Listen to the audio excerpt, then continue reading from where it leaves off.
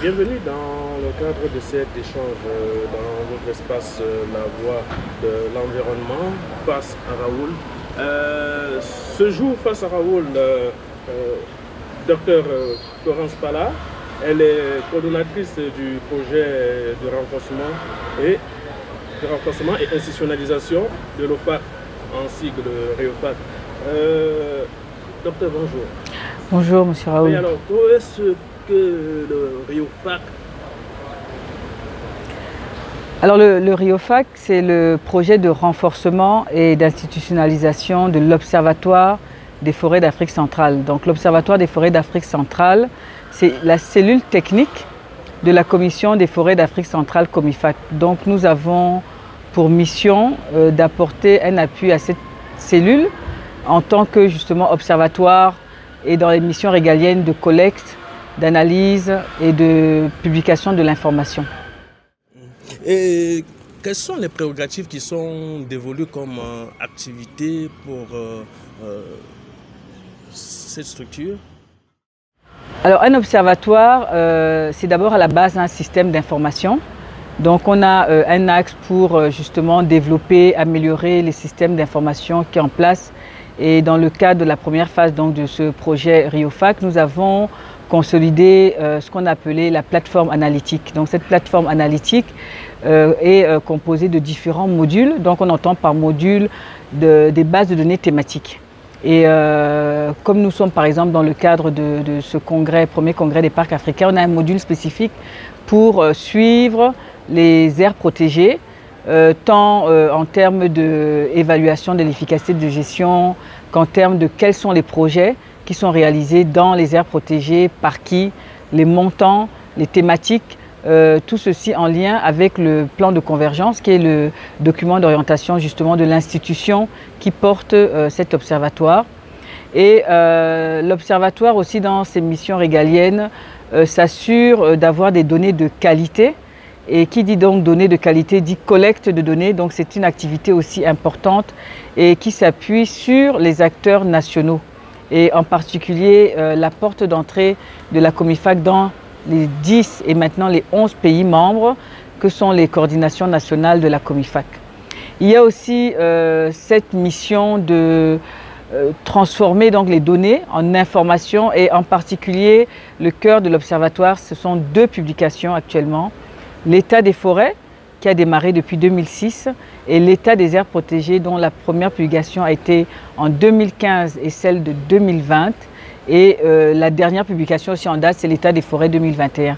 À côté de ces 2 grandes publications, nous avons ce qu'on appelle les notes d'analyse politique ou policy brief, sur lesquelles on peut mettre un accent sur une problématique pour directement avoir des solutions pour ce qu'on appelle les décideurs. Donc on a eu une note politique sur le flux des financements dans la région. On a eu une note politique par exemple sur le bois illégal en exhortant les politiques à utiliser, même pour les marchés publics, le bois légal. Nous avons aussi les aspects géographiques. Donc là, c'est vraiment maintenant ce qu'on appelle les services informationnels. Vous savez que nous sommes dans des écosystèmes difficiles d'accès. Et donc, on va maintenant de plus en plus utiliser les autres données, pas seulement statistiques au niveau national, mais aussi les données satellitales ou alors ce qu'on appelle justement les données géographiques, puisque nous sommes dans des espaces dont on parle de paysage, donc paysage, landscape, et donc on est obligé d'utiliser maintenant d'une technologie plus avancée. Et donc l'observatoire est en train d'aller vers cette direction. C'est une vision de service informationnel. Donc voilà les grandes missions de l'Observatoire et le projet donc RIOFAC a cette mission de pouvoir permettre à l'OFAC de se consolider. Et l'aspect institutionnalisation vient du fait que à la fin de ce projet, il faudrait qu'il y ait une appropriation non seulement de la Commission des forêts d'Afrique centrale, mais aussi des pays, puisque c'est un outil pour l'aide à la décision. Et quels sont les outils d'aide à la collecte des données? Alors si on va au niveau des aires protégées, on a un outil spécifique pour l'évaluation de l'efficacité de gestion qu'on appelle IMET en abrégé, mais c'est pour Integrated Management Tracking Tool. Et donc cet outil permet d'aller sur le terrain, de collecter de l'information pour un objectif d'analyse, de suivi, évaluation de l'efficacité de gestion. En ce qui concerne le domaine forestier, on a d'autres outils. J'ai déjà parlé tout à l'heure de l'utilisation des images satellitales. Vous savez que le suivi de la déforestation se fait en utilisant ces outils, même si après, il faut faire de la vérité terrain. Donc on mixe les outils de terrain, les outils d'observation de la terre, et on utilise pour les analyses tout ce qui est, on va dire, logiciel d'analyse, tout ce qui nous permet justement, c'est pour ça qu'on a développé la plateforme analytique, pour aussi avoir des analyses automatiques ou alors pouvoir produire des cartes automatiquement. Docteur, est-ce que l'Afrique centrale dispose de centres géospatials qui nous permettent d'assurer toutes ces études en termes d'observation spatiale?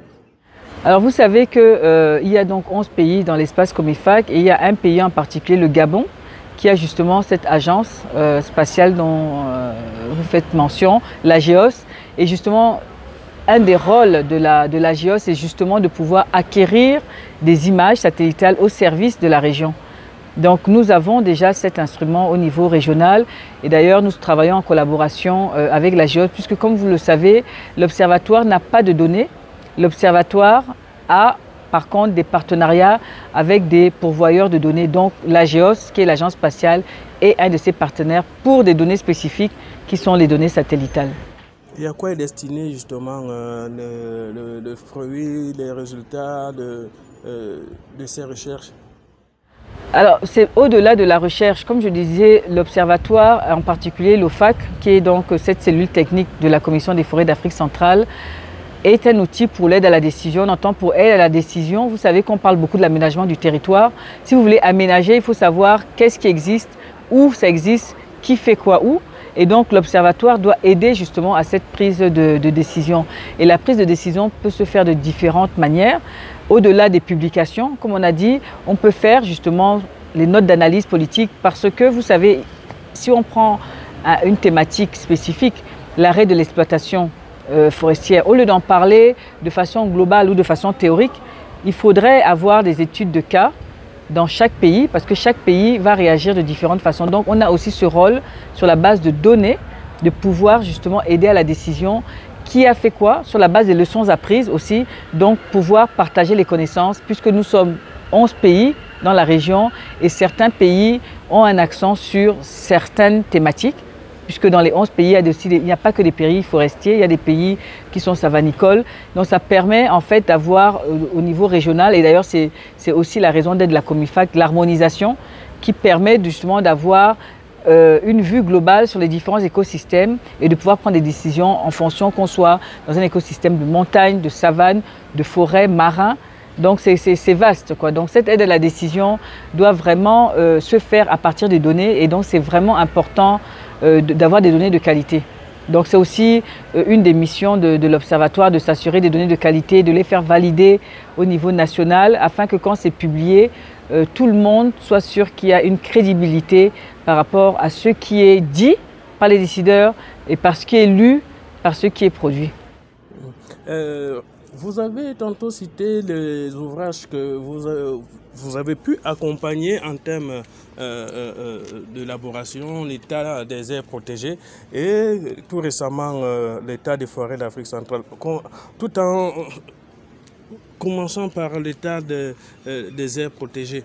Alors, à quoi consiste les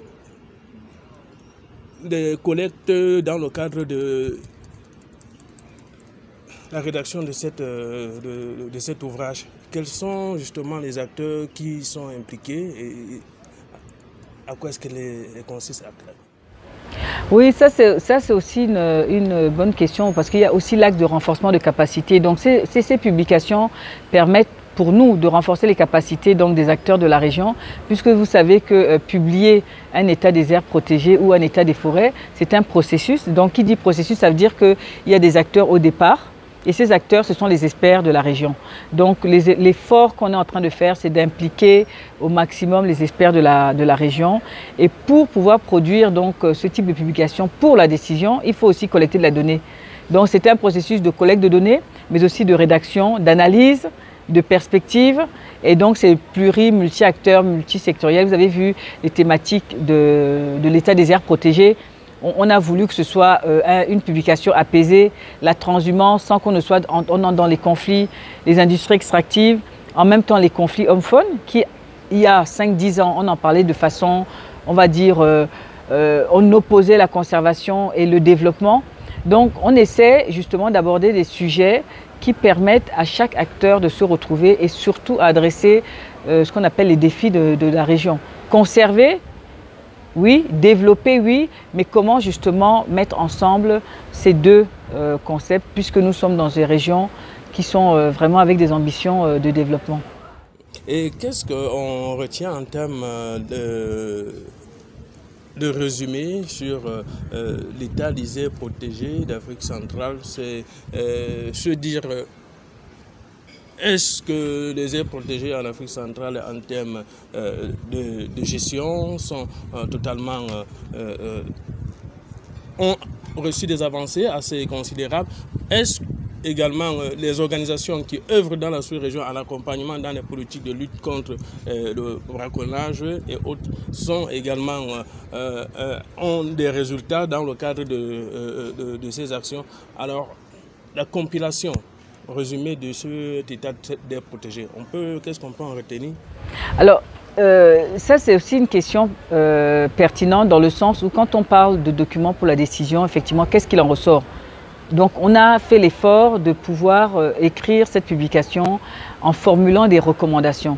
Si on prend le cas de la transhumance, on est parti d'un nexus qui était la transhumance est un danger pour la conservation.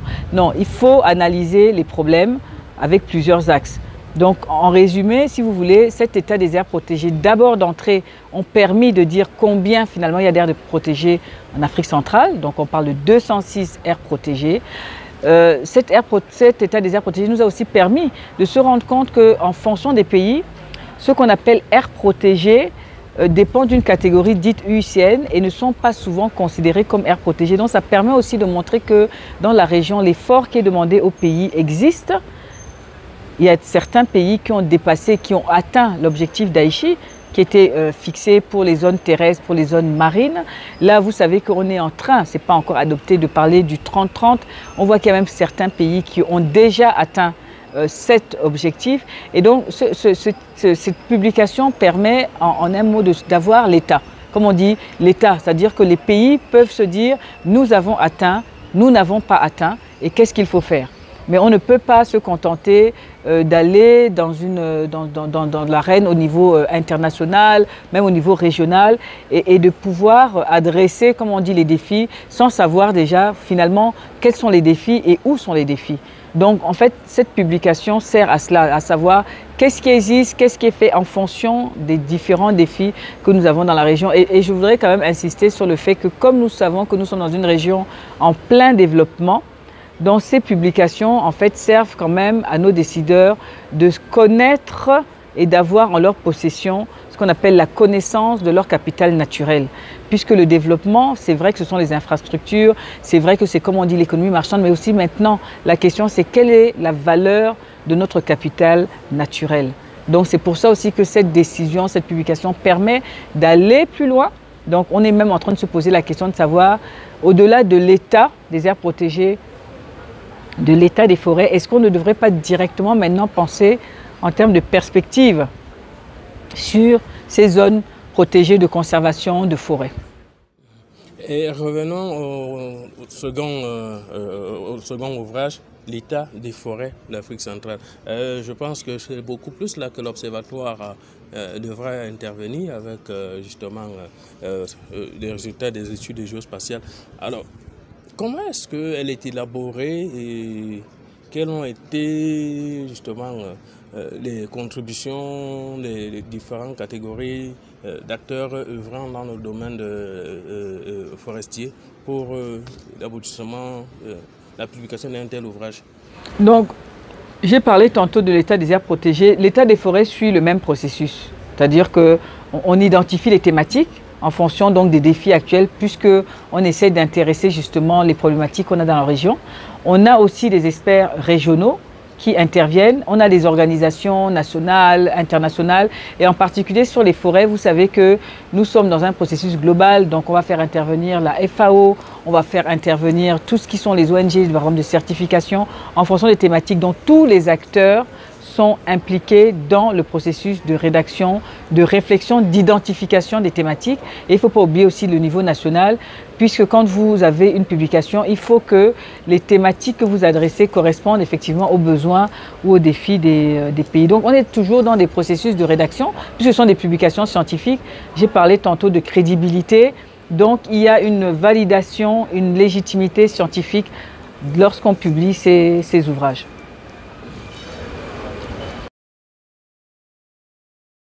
Oui, mais docteur, en votre qualité de coordonnatrice, dans le cadre de l'appui à l'Observatoire, quel est le rôle que vous jouez pour que cet outil soit d'un apport d'aide à la décision? Alors vous savez, l'Observatoire, ce n'est pas, comment on va dire, un tout. Quand on parle d'observatoire, au début de notre entretien, j'ai dit l'observatoire, c'est d'abord le système d'information. Mais l'observatoire, c'est aussi les acteurs. L'observatoire, ce sont les partenariats. L'observatoire, c'est de l'animation.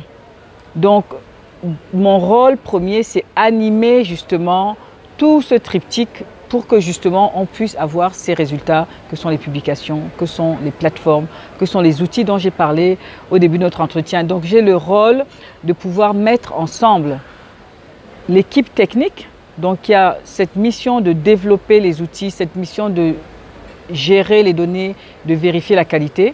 J'ai aussi ce rôle de pouvoir mettre en place des partenariats, puisque comme je l'ai dit, l'Observatoire n'a pas de données.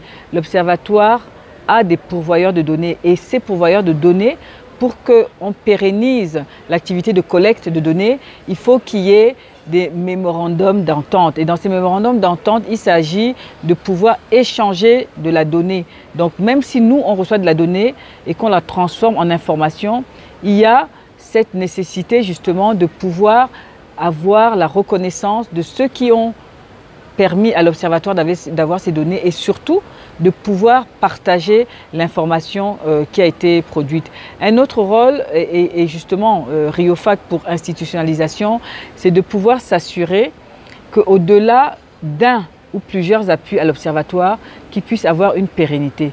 Et la pérennisation en termes d'institutionnalisation, nous pensons en tant que projet d'appui que c'est ça en fait le défi majeur. Parce que si à la fin d'un processus d'appui, on ne peut pas s'assurer qu'il y a le maintien de tout ce qui a été développé. On est en train de parler d'un appui d'un observatoire, ça fait 15 ans. Tout comme vous avez dû entendre dans la région la célébration de 30 ans d'un programme régional qui a démarré en 1992. Le processus OFAC, ça fait 15 ans. Et donc si ça fait 15 ans, nous aussi, quand on appuie cet observatoire, on se base sur les leçons apprises et où il faut améliorer pour maintenir cet outil.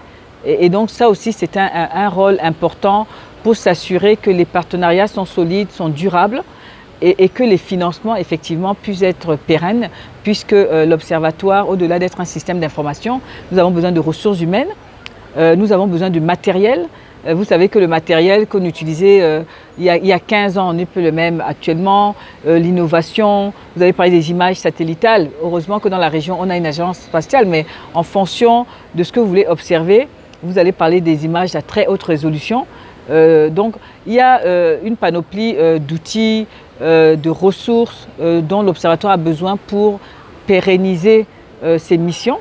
Et donc, c'est aussi un des rôles que je joue dans le cadre de l'appui à l'Observatoire. Et comment est-ce qu'on finance tout ça? Alors là, on parle de projet. Donc, comme tout processus de projet, le projet a une durée minimum, depuis que le processus de l'appui à l'OFAC a démarré, 3-4 ans. En parlant du projet de renforcement et institutionnalisation de l'Observatoire, nous avons terminé la phase 1 le 30 juin dernier et nous sommes en train de procéder à la mise en œuvre de la phase 2, mais pour compléter justement, et parce qu'il y a eu des résultats de la première phase qui nous permettent d'aller plus loin et justement, dans le cadre de l'institutionnalisation, de montrer comment on peut pérenniser cet appui. Donc on ne va plus s'attarder sur la collecte, on va maintenant aller vers la réflexion de l'institutionnalisation, la pérennisation et surtout renforcer les partenariats. Puisque l'appui actuellement de l'Observatoire, et comme le disent les responsables de la Commission des forêts d'Afrique centrale, l'Union européenne a jusqu'à présent appuyé fortement et depuis 15 ans l'Observatoire. Nous avons aussi la coopération allemande qui appuie cet observatoire. Nous avons d'autres programmes continentaux, ACP, qui viennent aussi en appui de l'Observatoire. Donc c'est aussi notre rôle de pouvoir créer cette dynamique d'acteurs autour de l'Observatoire pour pérenniser en fonction des thématiques et des besoins des différents acteurs et des différents pays membres de la Comifac. Maintenant, j'aimerais pouvoir aborder aussi un des aspects des choses, c'est le partenariat. Quel type de partenariat justement au niveau sous-régional vous développez dans le cadre de la recherche pour la collecte de ces données? Quelles sont également les interactions avec des centres de recherche dans le cadre du fonctionnement de cette agence, de cet observatoire? Alors, le premier partenariat, la base, c'est avec les pays. Comme je l'ai dit, avec une entrée des coordinations nationales Comifac. Ça, c'est le premier partenariat, parce que bien que les pays soient membres de la Comifac et qu'ils aient ce qu'on appelle les points focaux Comifac dans les pays, pour procéder à cette activité, puisque c'est une activité opérationnelle, la Comifac, le secrétariat exécutif, a, avec chaque pays, un mémorandum, on va dire un protocole, qui est passé justement pour pouvoir procéder à cette collecte de l'information. Donc déjà, si au niveau national, il y a ces protocoles, ça signifie que pour les autres partenaires, donc au niveau national, au niveau régional, on a des partenariats. Alors vous allez parler justement de l'agence géospatiale qui est située au Gabon. Donc vous avez aussi un autre type de partenariat quand c'est au niveau régional. Et pourquoi le partenariat? Parce que quand on parle d'observatoire et qu'on parle de données, c'est l'échange. Si vous avez un observatoire et que vous-même, vous n'échangez pas, vous ne partagez pas, vous n'allez pas recevoir de la donnée. Ensuite, il y a un autre niveau, c'est au niveau donc maintenant international. Vous savez que les forêts, les aires protégées, même les mines, il y a tous des processus au niveau international et même au niveau international, il y a des bases de données internationales. Donc il y a aussi cette interaction parce que souvent même les bases de données internationales n'ont pas les données au niveau régional ou au niveau national. Donc pour qu'il y ait ce flot d'informations, il faut aussi qu'il y ait un partage de données et ça m'amène à parler d'un autre pan justement de l'institutionnalisation, c'est la gouvernance des données. Donc ça c'est un aspect qui a été très peu abordé, qu'on va aborder justement dans la phase de... Justement, j'allais vous poser la question de savoir est-ce qu'il y a un centre justement de données en Afrique centrale qui permet justement de pouvoir puiser les informations à la suite, les informations suite aux conclusions des recherches qui sont publiées? Donc, comme j'ai dit, l'Observatoire des forêts d'Afrique centrale, c'est un système d'information. Et donc, on s'assure d'avoir ce qu'on appelle techniquement le serveur qui permet effectivement, au moins au niveau régional, de toujours avoir, quel que soit le stockage des données qu'on a, de toujours avoir ce qu'on appelle un backup qui nous permet justement d'avoir accès à l'information. Donc il faut savoir aussi qu'une des particularités de l'Observatoire d'Afrique centrale, c'est que c'est accessible 24 heures sur 24. Donc c'est vraiment un système où la donnée est publique, mais elle est publique quand elle a été validée. Et donc, quand vous avez accès à cette plateforme, vous allez voir que vous pouvez avoir de la donnée, mais vous savez aussi si elle est validée ou non validée. Et l'utilisation de la donnée qui provient de l'Observatoire est soumise à une licence, mais qui est une licence libre. Mais au moins, ça veut dire que vous pouvez citer directement, et vous devez citer la source, et savoir que si la donnée que vous avez utilisée n'est pas validée, vous avez le devoir d'informer que la donnée qui est utilisée, bien qu'elle provienne de l'Observatoire des forêts centrales, n'a pas été validée, elle provient de tel pays, de telle année. Donc il y a aussi tout ce processus qui est important dans l'institutionnalisation de la gouvernance des données. Donc ça c'est un axe qu'on va aborder et qui va permettre d'arriver donc à votre requête de centre de données. Parce qu'un centre de données, c'est comme on dit toujours, Pourquoi un centre de données? Est-ce qu'on a suffisamment de données? Quel type de données? Qui peut avoir accès? Donc, c'est ça aussi, c'est aussi un processus quand on veut dire qu'on veut installer un centre de données, d'ailleurs d'abord de répondre à ces questions et surtout de se doter donc d'une gouvernance de données. Ça va permettre, parce qu'en fait le centre de données, c'est ce qu'on appelle l'outil pour vraiment stocker vos données. Mais pourquoi vous voulez les stocker et comment vous allez les utiliser ou comment vos utilisateurs vont les utiliser. Donc ça c'est quand même un point très important et qu'on pense que finalement c'est un axe crucial pour l'institutionnalisation. Ça permet, ça conforte l'institution par rapport à ces données, ça augmente la crédibilité de ce qui est fait, de ce qui est produit et en fait ça rend l'observatoire légitime dans une région appelée souvent bassin du Congo, premier, deuxième poumon et c'est vers ça qu'on veut aller. Donc c'est vraiment la vision que nous avons dans l'appui que nous avons pour vraiment permettre à cet outil de jouer son plein rôle.